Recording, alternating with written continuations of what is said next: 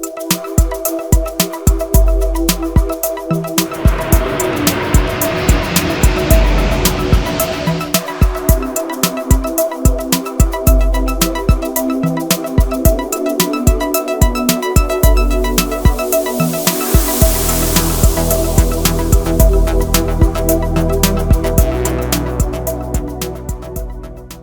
everyone, Mr. T back again here from beautiful Dominican Republic.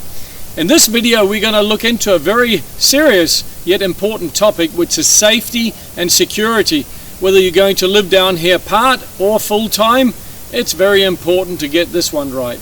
Alright, so what's the meat and potatoes of this video? Well, there's about 4 main topics we're going to look into. The first one, I believe, is the most important, which probably accounts for 95% of whether you stay safe and secure or not, which is your behavior. They say you bring yourself with you. And when you meet the Dominicans and the Haitians and all these interesting foreigners from all over the world, different cultures, well, how you interact with them, whether you are friendly or unfriendly, respectful or disrespectful, etc., all this has a huge impact on whether you get into sticky situations and trouble or not. The second thing is self-protection, daytime, at your property, when you are asleep, do people have weapons, etc. And the next one is where to live. Do you live by the beach or out in the countryside? Do you live in a condominium complex or a residential gated community? And then finally we're going to talk to a few of the expats who have their experiences and give their good advice. So here we go.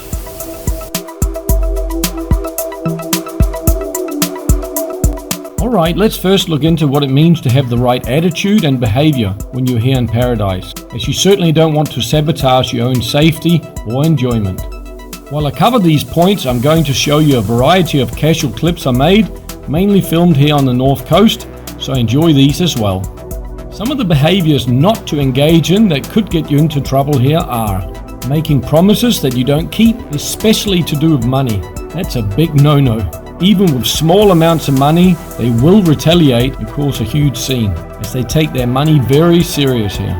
The next one is entering into unclear or non-written deals, especially with Dominicans, as if any deal does turn sour, then again, here they will fight for the smallest of amounts or get you tangled into much deeper troubles, or at least waste a lot of your time if they sense you're trying to shortchange them. If you found you did mess up with your negotiations because of language issues, etc., then sometimes it's just better to lose the battle and win the war. In other words, pay them, learn a lesson, and move on.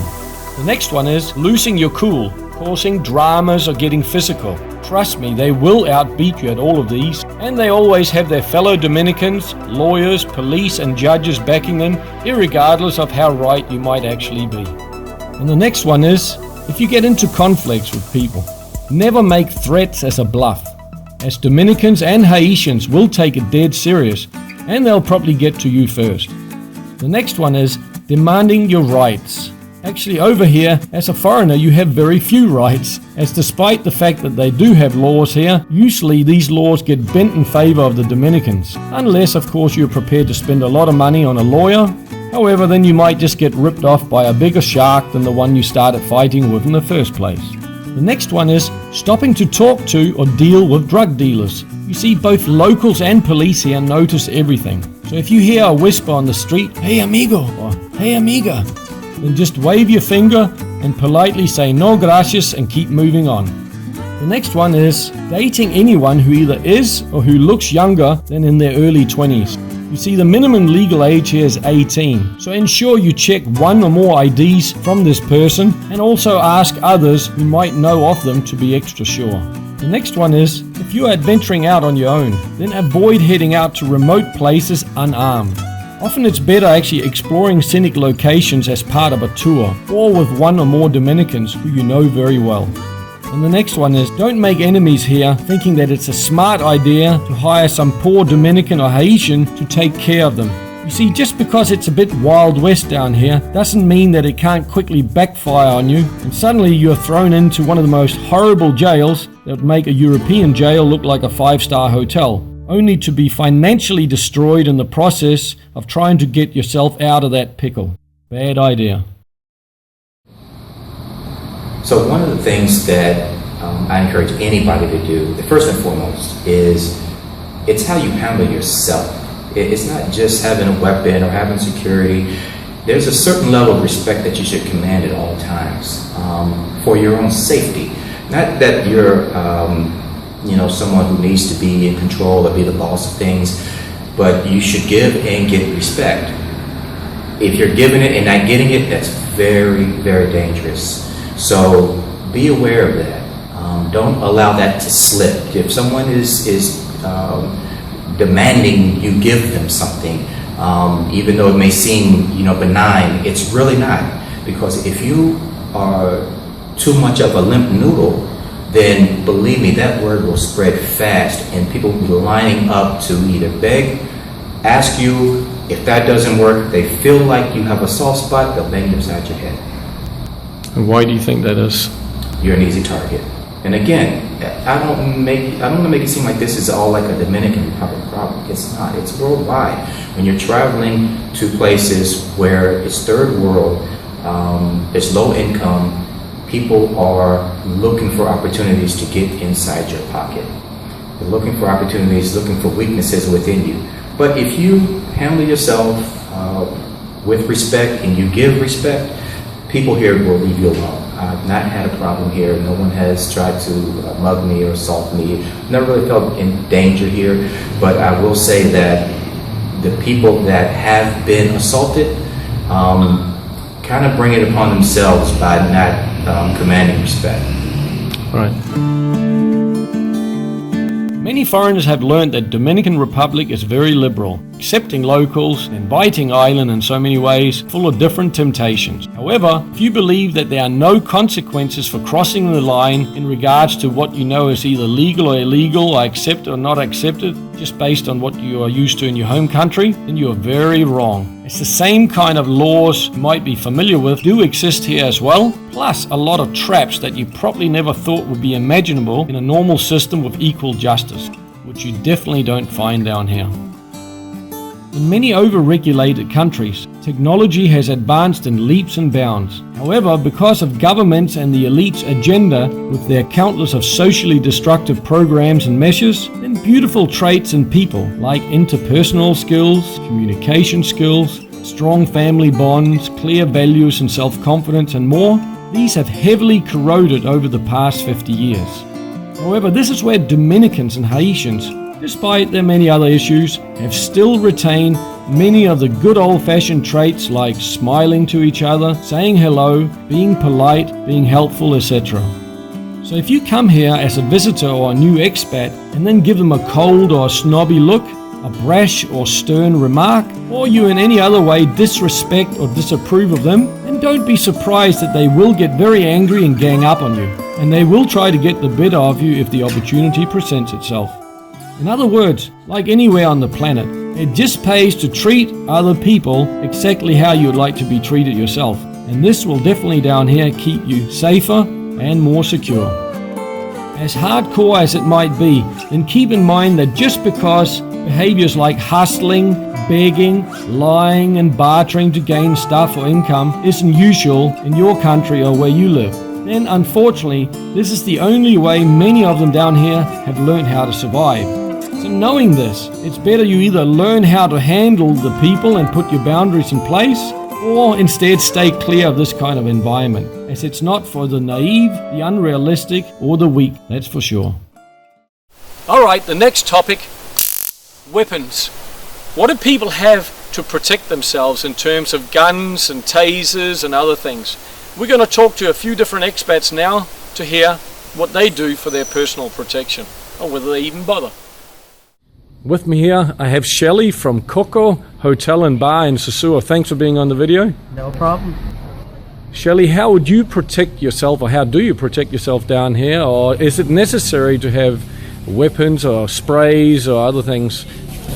I guess my feeling, and granted everybody has different views on this, but my feeling is I feel very safe here in this community. Now, one of the things, my advantage is I'm an older woman, and everybody knows me. Sosua is a small town, so everybody knows me. They all call me Ma. And I travel these streets, and I have no difficulty at all. Actually, the motos usually pick me up because they don't like to see me walking on my own. So I find it very safe. However, we have a lot of guests that come in, and one of the things is I always inform the guests to be very careful. One of the things is I never think of too violent crimes here. There's not violent crimes, but there's a lot of sort of minor types of crimes, like pickpocketing and things like that. We tell people, don't leave your phones on the bar. My joke here in Sosua is that every Dominican has a phone. None of them have bought them, so you be careful with your phones. That's a great thing that likes to walk. What about weapons? Do you need to have anything like that just in case? I don't, but I will state that a lot of the younger women in that, I would recommend a lot of them will carry, and they can get it here very easily, is bear sprays. The other thing is tasers.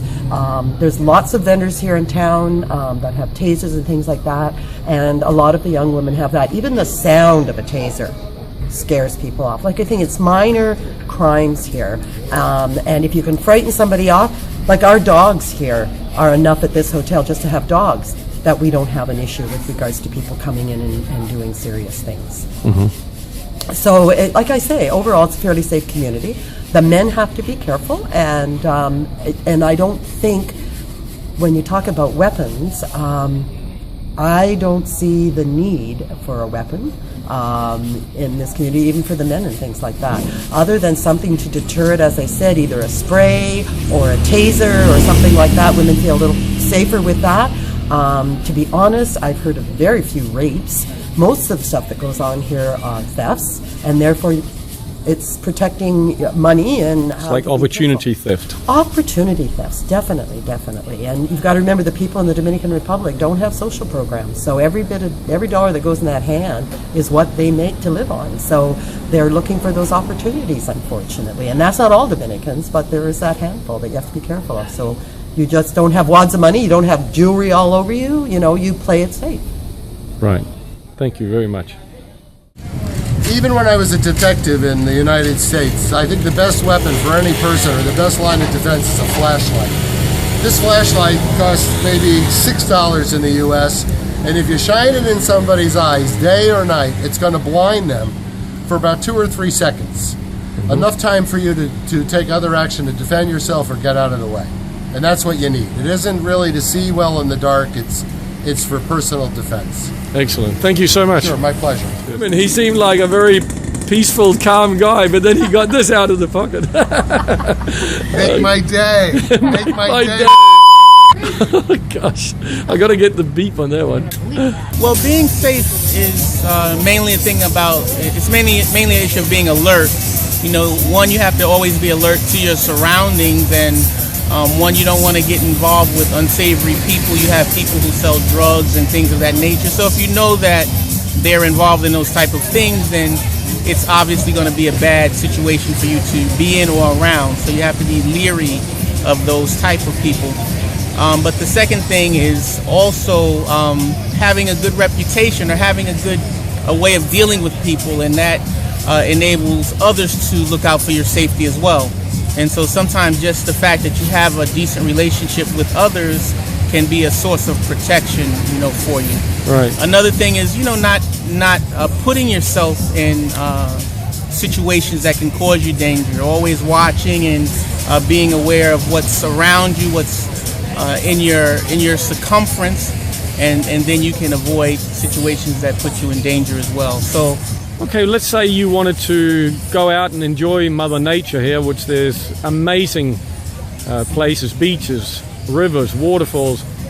When you are away from the public eye, would you have any kind of weapons or self-defense tools with you, just in case somebody jumped out of a bush or came along, a couple of bad guys on a motorbike, or what do you do in terms of protecting yourself as an innocent person who's just out there enjoying nature? One of the things is knowing some form of self-defense. I always feel that's vital. Even if you don't get to put into action everything that you'll be able to do 1 or 2 things that may help you live through the event, will help you survive that episode. As far as weapons, you have to be leery about what type of weapon you choose.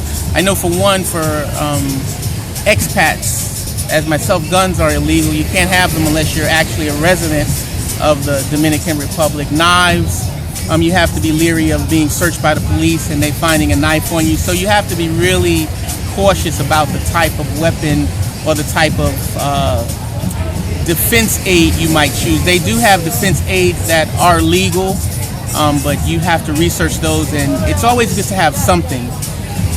Always a good scream helps, but you know it has to be in an area where others can hear you. But for one, I wouldn't recommend going anywhere that's poorly lit or where you don't have an escape route. You always have to make sure that you never put yourself in a position to be trapped. Great advice. Well, yeah, I think it's necessary to have some form of weapon, even just in terms of having presence, if not by you, by someone that employs you. So let me explain that. My first year here, not really knowing, I obtained a weapon. And there's a couple of ways to go about obtaining a weapon here. It's difficult. Let's put it like that. Gun control here is very serious. And if you want to have one legally, it's very expensive and time consuming to have a weapon here. Otherwise, you're going to have to go to the black market and get a weapon, which is also expensive. So it's best to leave that up to your security guard. So after the first year, I ended up selling my weapon because the expense and the hassle of renewing the licenses and so forth wasn't worth it. But also, if you have an illegal firearm and you get caught, you can get quite a bit of time behind bars. You're going to catch a case, no two ways about it. But you also have to weigh, what are you using it for? If you're planning to rob banks and so forth, then you're going to suffer the consequences. But if you have an illegal firearm and you use it for the express purpose of self-defense, then you have to decide for yourself, is dealing with the consequences of catching a case more important than protecting yourself at the end of the day. So that's an individual decision to make. But definitely have your security armed, not that they're likely to have to ever really use it, but the presence of security is a big deterrent here. It goes a long way. Now, being a gentleman who runs an apartment complex, obviously the people who book in here, even long term, they have your security all part of the parcel. Yes. Do you think that's the way most foreigners who come to Dominican Republic, they're going? They just like coming into already established complex that has everything from security arranged and other amenities. That's the way to go about it, quite honestly. If you want to take it upon yourself to be your own security and have the weapon in your name, you're responsible for it, just understand it's not an inexpensive thing to do. It's also better in terms of how things may play out if the weapon is controlled by a security professional. So things can go south if you have an illegal firearm. Things can go south if you don't have any weapon at all. So the best way to go about it is to have professional security, live at a place that has gates and 24-hour presence with cameras and security guards. Excellent. Well, I think if you're visiting for a short time, maybe a week or two, maybe even a couple of months, you might want to think about some self-defense items, maybe pepper spray, some mace, maybe even a taser. Protect yourself from someone who might try to mug you, someone might try to rob you, or perhaps even sexually assault you. I think the safest thing you could do for yourself in terms of self-defense is stay away from areas you're unfamiliar with, out of areas where you don't belong. Stay off the main roads and in public places where there's a lot of light and it's highly visible, especially if you're going to go out at night. And there's no doubt that you'll be going out at night while you're here, whether you're going to a nightclub, a disco, perhaps you're going to a bar, meet some friends for some drinks. Always take a taxi or a registered driver, and take a guide with you if possible. Thank you. Every time I work with the phone in my hand, and like in the night, and I never see nothing. But you have this kind of kung fu look to you. Why? Like, don't mess with this guy, he knows karate kind of look. So maybe that's why nobody's going to mess with you. Like, that's it, and the skull on the jacket. Look that. You see? He's seen that. Yeah. Don't do nothing. But maybe we should try an experiment where we dress you up with some tropical shirt and a real touristy kind of hat and sunglasses, and then maybe they'll come for you. No, don't come with, how I say something like that? Something like Come that. with Yeah, don't be as silly as me and wear a ring. gold. Don't come in with gold to Dominican Republic. Here is not for that, Yeah, no, don't show off. Yeah. Yeah, Go to all the way.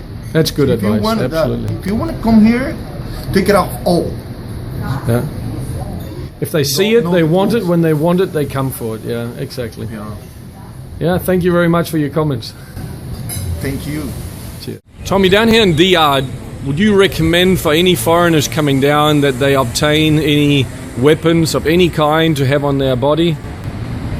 Well, the problem with that is the fact that if you have a weapon and you have a problem, you're going to be a problem. You're going to have a problem yourself, because the police are not going to vouch for your safety because you hit somebody with a mace or something like that. So while I understand the need for that kind of thing, I think it probably will cause more problems than save your ass. All right, just to give you my angle on whether you need a weapon down here. I've said before in a previous video that if you're walking around in the public eye, you're in one of the safest countries on the planet.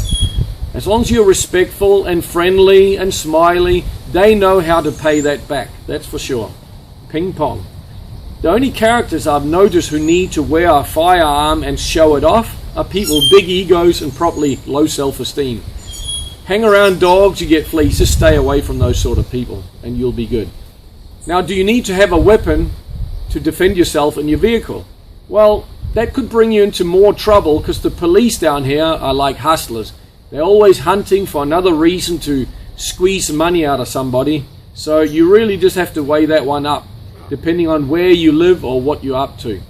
But I don't really feel it's necessary. Maybe have a golf club or some kind of metal pipe in your vehicle in case some gangsters try to get the better of you and you have something to defend yourself with. But apart from that, not needed. When it comes to pepper sprays and all that, probably better to get a wasp spray.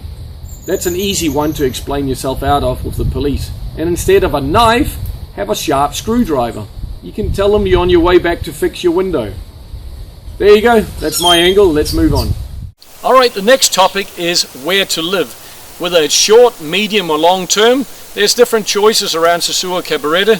So I'm going to give you a little journey just to see a sneak peek of some of the areas, whether it be rural, semi-rural, by the ocean, and whether it's living in a condominium complex or in a residential community. Here we go.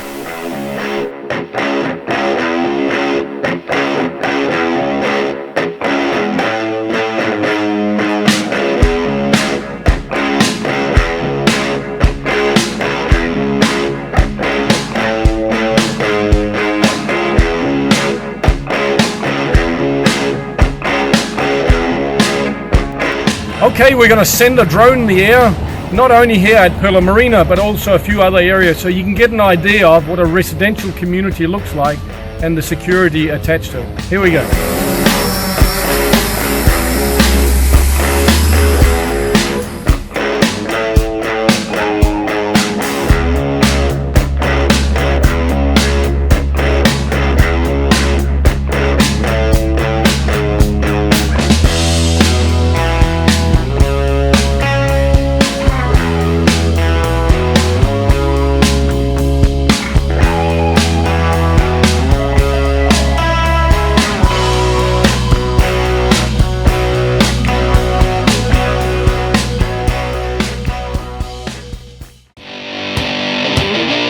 Next up, let's visit another very popular residential community with a lot of ocean view, which is Lomas Mironas, located only 5 minutes drive outside Sosua, heading for Cabarete. And in a moment we'll get the drone back in the air again so you can get a bird's eye view of this community.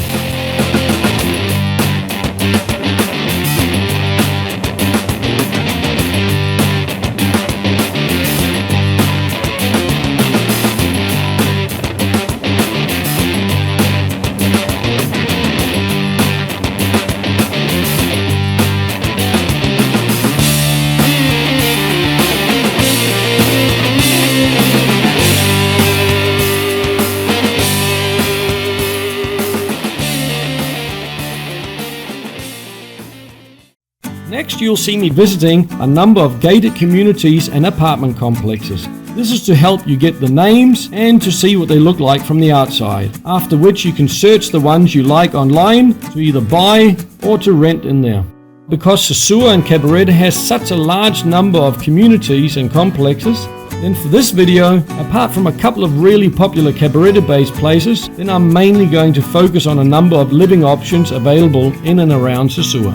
And following these clips, we're going to talk to some more residents here, also called expats, to see how they secure themselves in and around their homes.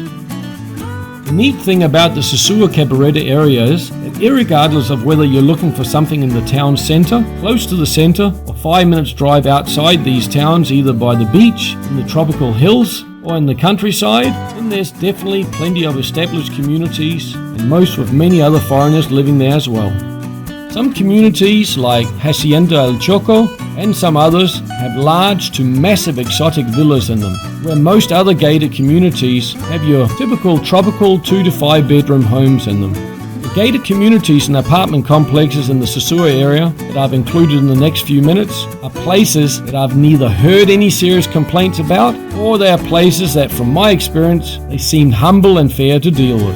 However, you will of course need to do your own due diligence and decide what suits you best. And there are still many more complexes and gated communities both in this area, Cabaretta, and elsewhere on the north coast that you can investigate as well.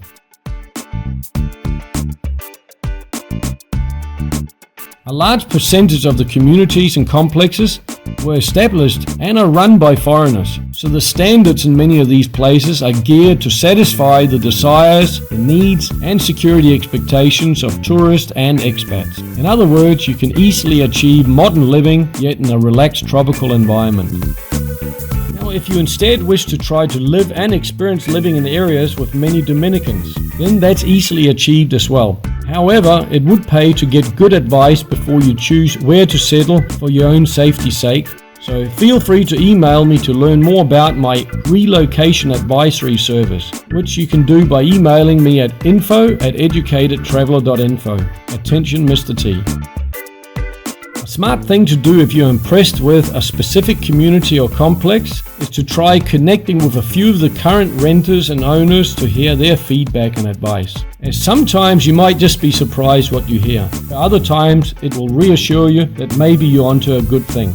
One thing to be aware of is that not all gated communities have surrounding walls. So when you come to their entry gates, they might give you the impression that their security staff can keep all the villains out. However, many of the communities have large edge boundaries that are poorly patrolled.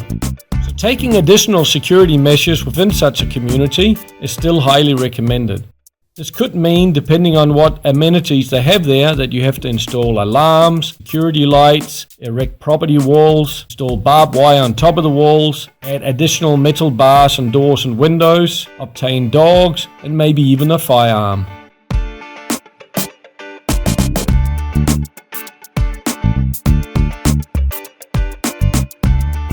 When you come to the DR, a good place to gain additional useful information about specific apartments, areas and gated communities is by simply visiting some of the many expat bars.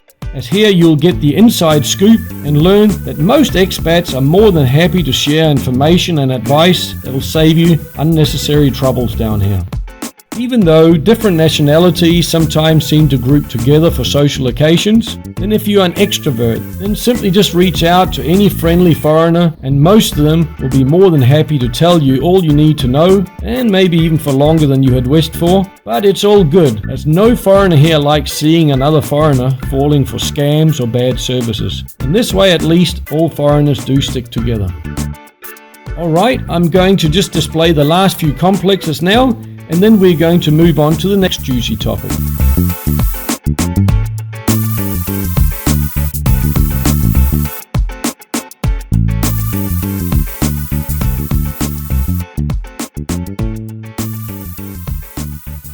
Alright, finally, now we're going to talk to a few of the expats who's lived down here, either short or long term, to hear how they found settling here and the security and safety for them.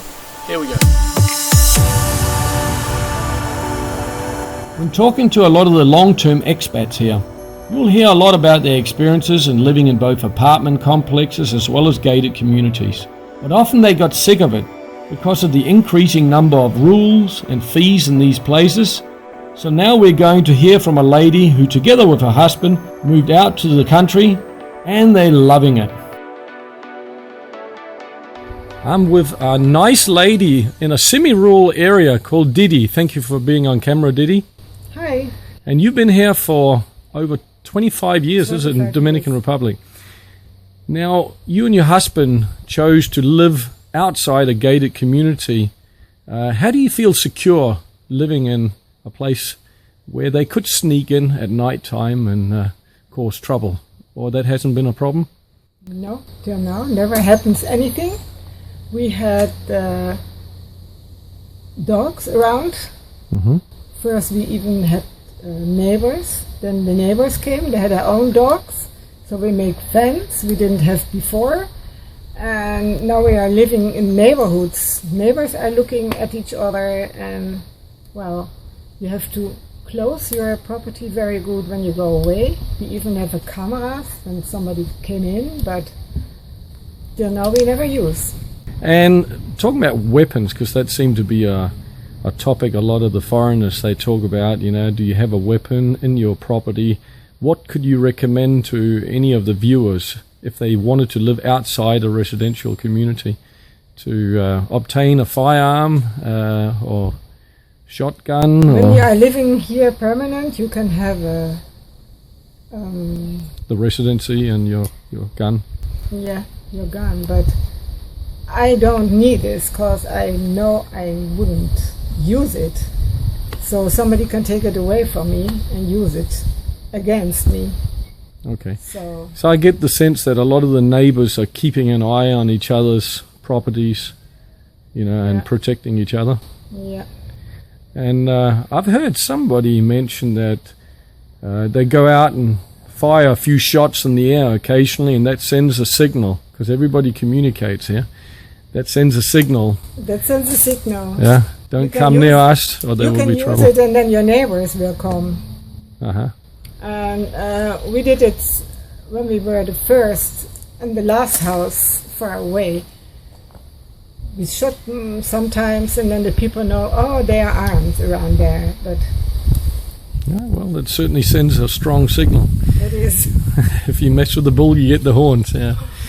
All right, and in terms of living inside residential communities, you've tried that as well, where there's already walls and guards, etc. Yeah, we did. Too many, also in a condominium. Yeah. Too many people in one place, but yeah. We like to live outside, be with the nature, have a garden, have dogs. And how many dogs would you recommend people get? 2, 3? 2. One for inside, one for outside, and they will communicate together. All right. Okay, any other final advice you would like to add to the equation here in terms of security? Well, look after your neighbors also and get that phone number, and when you hear something or you don't feel very good, well, at least call them and help warn each other. Yeah. Thank you so much for your comments, Didi. You're Okay, and welcome. all the best. Stay safe. Thank you. If you go to rent or buy something down here, just be very cautious about choosing the properties that are on the edge of the bush or the fields, what they call fincas down here, because burglars can come in, strike, and disappear into the bush. If you're in the middle of a villa area, it makes it a lot harder for burglars because there's a lot of dogs that'll set off and everybody becomes aware that there's somebody sneaking around out there, and they'll come out with spotlights from all over the show. So that's a bit safer. With me here I have Matt Pellegrino, who you've probably seen in a couple of documentaries before if you watch my channel. Thanks, Matt, for being here again. Oh, it's a pleasure, Mr. T. Good to see you. Good to see you. So, where you moved into, that's inside Sosua. And is that a complex or is it a gated community, and how's the security been for you there? It's an apartment building. It's a brand new building. We're the first tenants to move in there. And it has a locked gate in front, and there's security on there certain hours of the day, not 24 hours, but certain hours of the day. So it's been pretty secure for me. We have had an issue right when I moved in the first couple months. Since then, we've kind of told the owners of the building if they didn't secure it in a better way that you're going to lose a lot of tenants here. And they listened to us and they immediately fixed things. So now, much more secure, much safer. We all feel a lot more comfortable there. Excellent. So for any burglars to get into that place, now they have to crawl over some NATO wire and other things? Exactly. Now we have razor wire in the way. We have gates on our balconies, gated locking doors that we didn't have before. It's made things much more secure. I don't know that anything will always be perfect down here because, as they say, where there's a will, there's a way with these guys. But as of now, it seems to have kept them away since they were there earlier. Thank you very much, man. Anytime. Good to see you. Okay, likewise. Well, yes, I live in a small 18-unit apartment complex that has security all around, parking secure, a watching man every night. And the reason I chose this particular place is because the rent is very reasonable, and the landlord is a Italian gentleman, and so he makes sure that all of the maintenance and everything is very well taken care of. I've had instances where there's been break-ins, and the police here sometimes can be an issue because they're spread thin, or there's other things that are involved, and there are necessary precautions that you need to take for regards to security. So it has its ups and downs, but to the best of my ability, I would say do your due diligence. Very good. Thank you so much for being on camera. Oh, it was my pleasure. My pleasure. Okay. I always enjoy watching your videos. It's actually surprised me that I'm actually going to be on one. Okay, thanks. And I wish you all the best with your travels.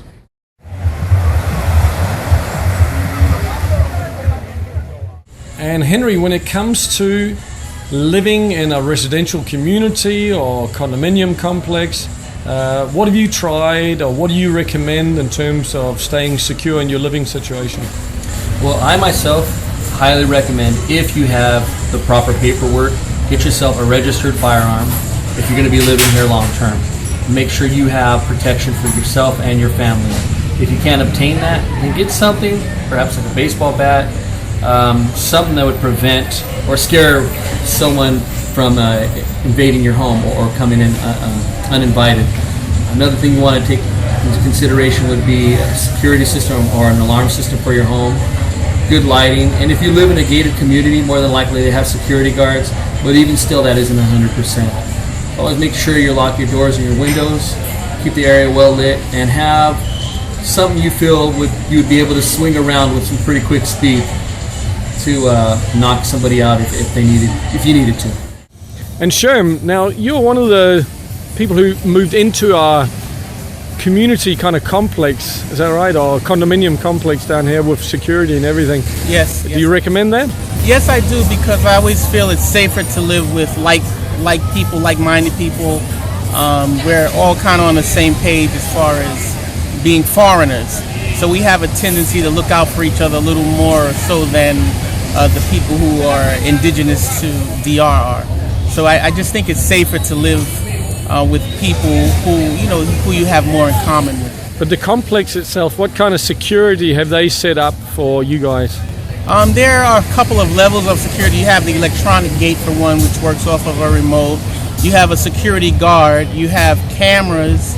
You have the locked door that leads into your apartment building and the door on your condo or your apartment.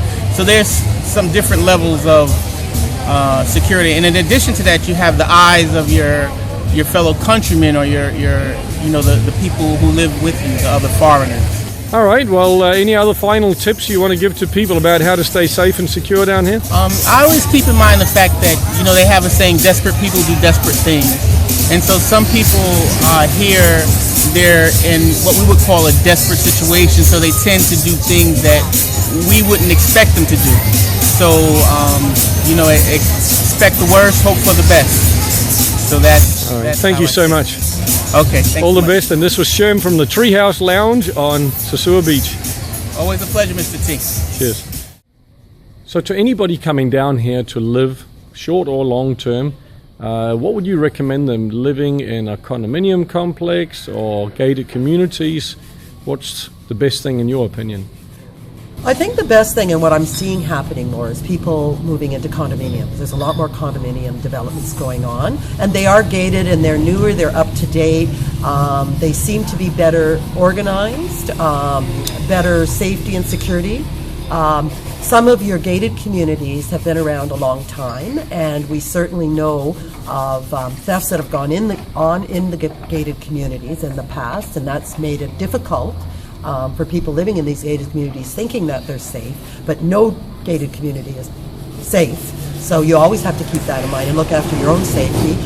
As far as living on your own out in the community, I just wouldn't recommend that to anybody. People have tried it, but you're opening up.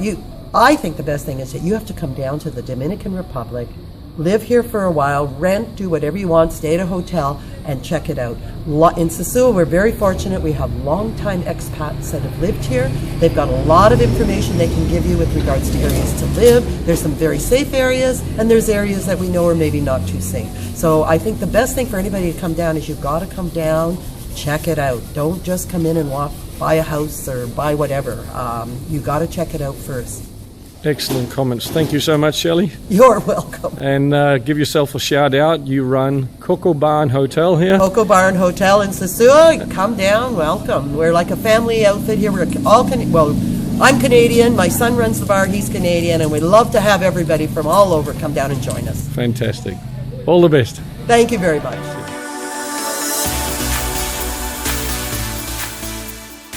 All right, folks, we've heard from people who talked about living in apartment complexes, gated communities. What if you want to live in the country? Should you get a security guard? Well, I actually don't recommend that so much because a lot of the time they're involved in the burglaries. And you don't want people seeing when you're going in and out. Actually get the windows on your vehicle tinted. And then you get whatever arms you need to get. And it's from family to family or person to person, whether they want wires on their fences and all that stuff. But go out there and mold your own lifestyle and just try that to start with. If that doesn't work, then you can always go to a security company and hire a guard or two. However, the advice I just gave you about not hiring your own security guard when living in rural or semi-rural settings is purely based on you moving into a decent area. Now, if you instead move into the very poor areas, well, that's a different story altogether, like the next gentleman will explain. Mike, have you tried to live out in the countryside in anything that's not a gated community? And if so, how was that? Not live, but I do have experience with operating bars, and I had a tire shop. So I've had businesses in the rural areas, and I definitely had security there. If you don't, you will be subject to crime. Someone will rob you if you don't have security there. And why do you think that is? Most often it's low-income places. It's not just here, it's worldwide. If you're in a place where everyone around you is low income and is looking to put food on their table or feed their family, whatever it is, whatever the excuse is, people are going to do what they have to do. And sometimes that means, taking it from someone else. So you think as soon as it's noticeable that you're a foreigner, you have some kind of money or assets, then you become a target? You definitely become a target on appearance of being a foreigner, but also on the appearance of having a business that has cash flowing in and out, whether you're foreign or someone local. Even the local Dominican businessmen and women are protected with firearms. Now, when it comes to feeling safe daytime versus nighttime, what's the difference there? It's a big difference, particularly if you're on the road. At night, if let's just say you're in home, your house, or your business, you definitely want to have it well lit. You don't have any dark spots around your business where it makes it easy for someone to pull a caper on you.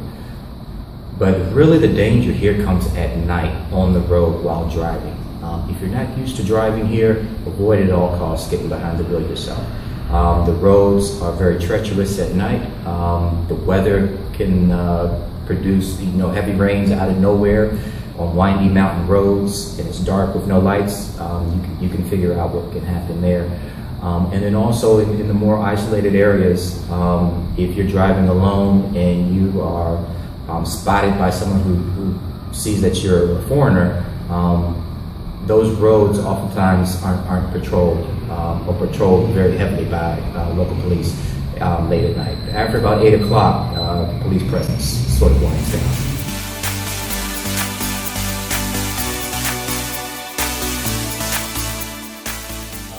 And wouldn't you say that most of any robberies that do happen come from inside jobs? People bringing the wrong people into these areas? Yeah, sometimes it can be an inside job with security where they do let their friends in. They tell them what houses might be vacant, and next thing you know, the owner is not back for 4 or 5 months, and the house has been broken into, vandalized, perhaps even squatted for a minute, and the items are missing. Let's just say you're a homeowner here. You let somebody use your house or watch your house for a weekend because you want to take a little road trip. Next thing you know, they're having a party at your house without your permission. And sure enough, there's maybe perhaps some drug dealers in there, some prostitutes, thieves, and you come home and a lot of your stuff is missing. It's been known to happen. It happened to my neighbor. Right. Henry, thank you so much for being on camera, and I wish you the very best with your business and your family and future here. Thank you. All right, one little hint. We as foreigners especially tend to be very trusting, and we come down here and we trust that nobody's going to steal something from the back of our pickup or steal the cell phone we place on a bar. I screwed up again just the other day. I went to Cabaretta. Unfortunately, it's always in Cabaretta it seems to happen because there's only one street and everybody seems to be buddy-buddy with each other, where Sosua is more like hardly anybody kind of knows each other when you're walking around the street. So if you park in public, nobody touches anything. But in Cabaretta, be careful. What I did, I parked near a security guard where I normally park, and I thought it's all going to be safe. But when I came back, this little tool pouch that I have strapped on the back of my bike was open, and all the tools were gone. But I mean, it's maybe only 1,000 pesos worth of tools, but it just shows you can't leave anything unattended, loose, or stealable, because they will steal it.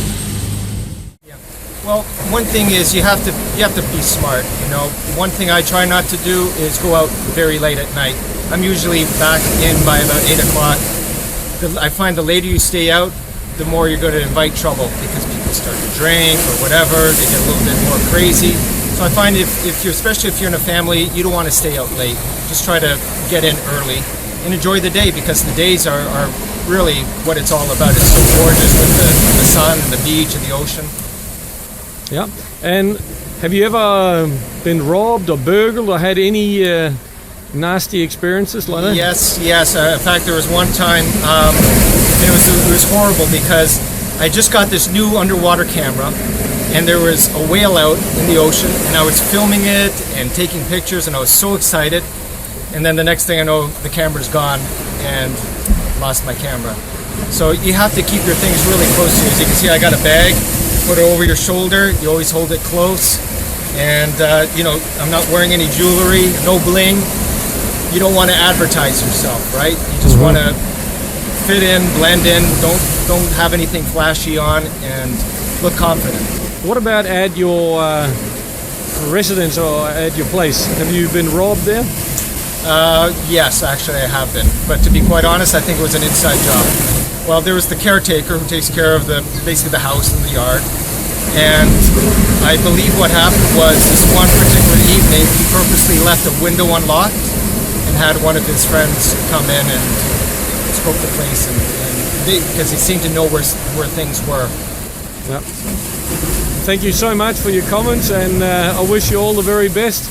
And give yourself a shout out. You have a website for your music if somebody wanted to check it? I sure do. You can go to johanneslinsta.com or guitar-guru.com. Excellent. All right, all the best with it. Thanks so much. Cheers. never get big wads of cash out and show people Absolutely. how much No. you got, then it's like advertising, isn't it? Absolutely, it is, and there's no reason for it. You don't need a big wad in your pocket to have a good time down here, to enjoy yourself, have a good night, good meal. No need for it at all. Thank you very much. No problem. My pleasure. Take care.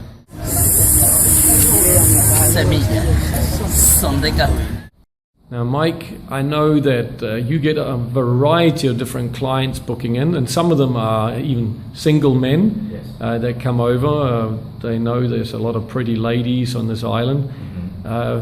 What kind of troubles could someone get themselves into? Yeah, and because it's so free and liberal with regard to that, some people don't know how to stop and check themselves, particularly when it comes to dealing with underage girls. She's 16, 17 years old. There's a temptation sometimes to advance the clock a little bit. I would caution against that strongly. That will, understand this, Interpol is here for sure, no two ways about it. They will bust you. The local police here will also bust you. And when they bust you, it's going to go so deep in your pocket, you won't, your head will spin. By the time you finish with paying the family, paying the girl, paying the judge, paying the lawyer, paying the police, you would definitely be in a world of hurt. And understand this, just because it's consensual, it's not okay. Just because her mother or even her father will present her to you for the purposes of financial gain, that can be very short-lived the moment that there's another ask and you're not prepared to financially meet that demand for the next ask. Oh, okay, now that becomes a statutory rape case, just like that, from the same people that delivered it to you in the first place. And once the police are engaged, it's just going to continue to escalate from there. So don't think that you see police coming, they're there to save you, the cavalry's coming. No, those are her reinforcements. And just while we're on that topic, I've heard from some of the guys, but I checked her ID and it said that she was 18. They have fake IDs too. Absolutely they do, or they may have their sister's ID. You really have to do a good job of vetting your friends when you come here. If you're going to come here to have a good time, mix and mingle, do it, yes, but do not forget yourself. Do not lose your head. I use the phrase, be game conscious. You know it's a game. Be aware of that at all times. So when you're vetting your potential friends that you're going to meet and date, take some time to do that. Make eye contact. What kind of chemistry are you feeling from them? Play little games. Test them a little bit. See what their motivations are. And definitely do not turn your back on them. Don't close your eyes on them. Don't, keep your pants on the bed while you go to take a shower. Keep all of your valuables with you at all times or in the state. The other couple of areas that people seem to get in trouble is they think, it's such a free country, I can smoke some weed here and I can throw a punch. Yeah. I mean, you don't want to do that here either, Absolutely not. Weed is, although it's a plant, it's natural. In most first world societies, it's not becoming legal, and it's medicine. In a lot of ways, it's frowned upon more here than actual synthetic drugs or cocaine even. It's not taken lightly here. You can't just walk outside and walk down the street with the marijuana blunt in your hand. They're definitely going to take you away. Now, but a lot of people also say, especially in the coastal areas where tourists go, everybody's trying to find an opportunity to get something out of you today. Yes. So they know what the pitfalls are, and the moment somebody falls in one of those traps, yes, they use that to squeeze you and get money out of you. It may be the very person that actually sold you the drugs in the first place. Yeah. So like anywhere else in the world, stay away from that. And what could you say about throwing your fists around and thinking you're a tough guy? That is the fastest way to wreck your vacation here. You put your hands on one of these girls or even one of these guys here, it is a downhill, slippery slope from there, and you're at their mercy as to when it stops. From the police to the court system, everything is geared to take advantage of you in your bank account. They will have your passport, they will run your credit, and based upon what they find that's where the bidding will begin. Thank you so much for your comments. A lot of expats here look at Dominican Republic in a very positive light, despite the many pitfalls here. However, the next gentleman doesn't look at it quite that optimistically. About safety, they're all crazy here. Safety rules. Take all those motorbikes away from the Dominicans, and then the country will be a lot safer. And if it goes about stealing, cut off all their hands, so they won't rob anymore. Oh. That's just the way things have to go here. Then we have to scratch their backs. Yeah, well, you have those little things in iron, like the pirates used to have before. All right. Scratch their backs with that. And we thank you for those wise comments, Ludwig, and no problem. Have a safe day. Thank you, you as well. All right, you might be thinking, what's the most dangerous thing to foreigners coming down here, either short or long term? Well, I believe it's the very authorities who are supposed to protect us. And I've said in a previous video that here you don't fall back on a legal framework that's going to protect you. Instead, you fall back on what I call the Dominican cobweb, where everybody just about are ready to get the gringo and stick together. So this country is very much about preventing anything going wrong for you. That means you've got to be willing to learn, and learn very quickly.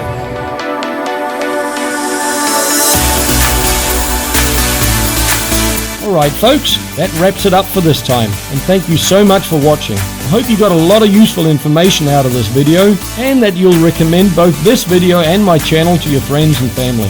And of course, I would love if you can comment, like, subscribe, and click the notification bell if you haven't done so already.